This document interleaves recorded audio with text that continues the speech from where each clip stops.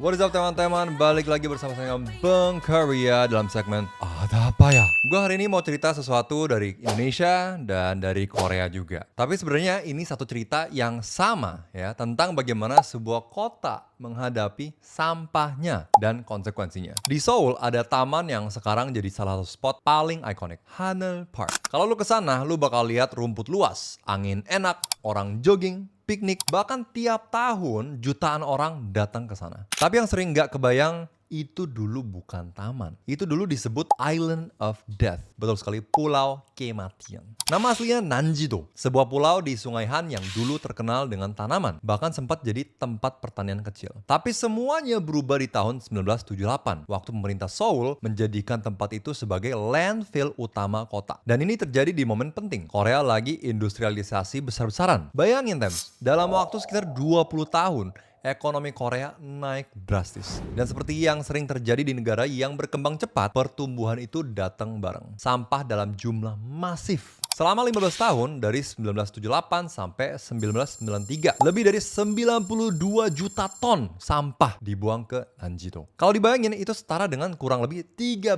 juta truk sampah berukuran sangat besar yang terus datang tanpa hentinya ya. Dan dampaknya terasa banget. Warga sekitar cerita di tahun 80-an, bau dari tempat itu bisa masuk ke rumah-rumah, terutama malam hari. Bukan cuma bau, tapi juga gas metana, pencemaran tanah, limbah cair berbahaya, sampai akhirnya di tahun 1993, tempat itu ditutup total. Bukan karena selesai, tapi karena sudah tidak bisa ditoleransi lagi. Tapi yang menarik, setelah ditutup, Seoul nggak berhenti di situ. Mereka mulai sesuatu yang cukup nekat untuk zamannya. Mengubah gunung sampah menjadi kawasan hijau kota. Wow. Proyek ini bagian dari pembangunan area baru, termasuk kawasan digital di Sangnam. Prosesnya panjang dan mahal. Dari tahun 96 sampai 2001, fokus ke stabilisasi. Biaya sekitar ratusan miliar won hanya untuk mengamankan sampah. Ditutup dengan tanah, dibuat sistem penahan limbah, bahkan sampai sekarang sampah di bawahnya masih menghasilkan gas. Ada lebih dari 100 sumur gas yang dipasang di seluruh area. Dan gas itu dikumpulkan untuk dijadikan energi bagi warga sekitar. Jadi bukan cuma ditutup rapi, tapi masih terus dikelola. Baru setelah itu, tahun 2002 bertepatan dengan FIFA World Cup 2002. Area ini resmi dibuka sebagai taman. Dan bukan cuma satu taman, dia jadi bagian dari World Cup Park, kompleks besar ruang hijau di Seoul. Yang menarik, perubahan ini bukan cuma visual ya. Secara ekologi, tempat itu juga hidup kembali. Ratusan spesies tanaman dan hewan mulai muncul. Bahkan beberapa tanaman dipercaya tumbuh dari benih yang dulu ikut terbawa sampah. Jadi secara ironis, sampah itu sendiri ikut berkontribusi ke kehidupan baru. Sekarang, tempat ini dikunjungi jutaan orang setiap tahun. Ada festival, ada aktivitas komunitas, bahkan orang lokal merasa ini bagian penting dari hidup mereka. Dan yang menarik lagi, banyak pejabat dari luar negeri datang ke sini buat belajar. Bahkan ribuan orang dari negara lain datang untuk lihat gimana sih caranya ini bisa terjadi. Tapi cerita ini nggak berhenti di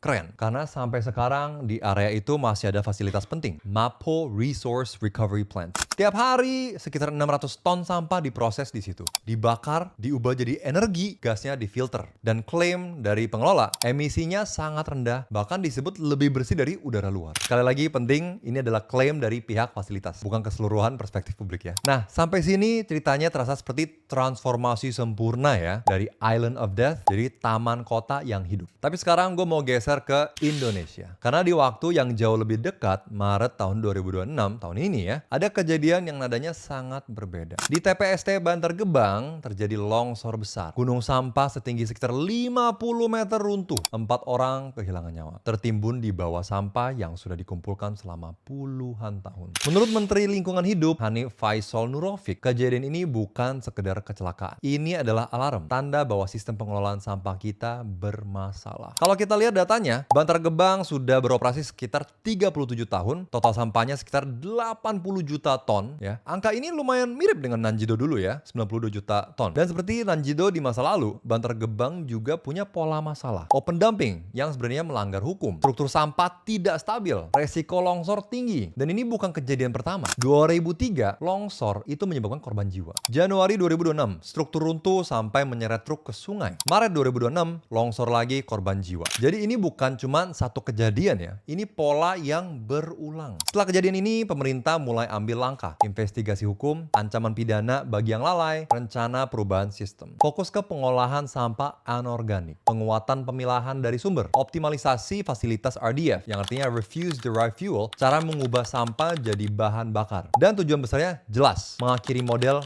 gunung sampah. Di titik ini perbandingannya jadi terasa, tapi gue pengen hati-hati framingnya ya. Ini bukan soal Korea berhasil dan Indonesia gagal. Karena kalau kita mundur ke tahun 80-an sampai 90-an, Korea juga ada di titik yang sangat mirip. Nanjido dulu juga overloaded, berbahaya, menimbulkan polusi besar. Bedanya bukan di masalahnya, bedanya apa yang dilakukan setelahnya. Sebagai orang Korea yang lama tinggal di Indonesia, jujur gue nggak lihat ini sebagai perbandingan ya untuk menjatuhkan. Justru gue lihat ini sebagai potensi. Karena kalau Nanjido dengan 92 juta ton bisa berubah, Bantar Gebang dengan 80 juta ton, secara teori juga bisa dong. Tapi memang jalannya panjang. Di sini kita butuh sistem pemilahan yang konsisten, infrastruktur yang serius, dan keputusan yang berani. Dan mungkin yang paling penting kesadaran bahwa ini bukan cuma soal sampah, tapi soal nyawa manusia. Karena di Bantar Gebang kita sudah lihat konsekuensinya. Gue pribadi ini salah satu hal yang paling gue pengen lihat terjadi di Indonesia. Bukan cuma taman yang indah di atas bekas sampah, tapi perubahan sistem yang bikin tempat seperti Bantar Gebang nggak lagi jadi simbol bahaya, tapi simbol perubahan. Sekarang gue pengen tanya lo pada, kalau lo lihat dua cerita ini, satu kota yang berhasil mengubah masa lalunya,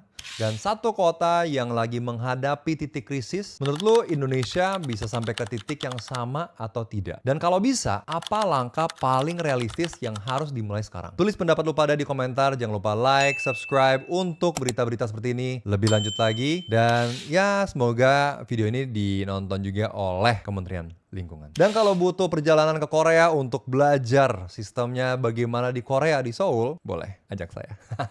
Annyeong, apa kata dunia?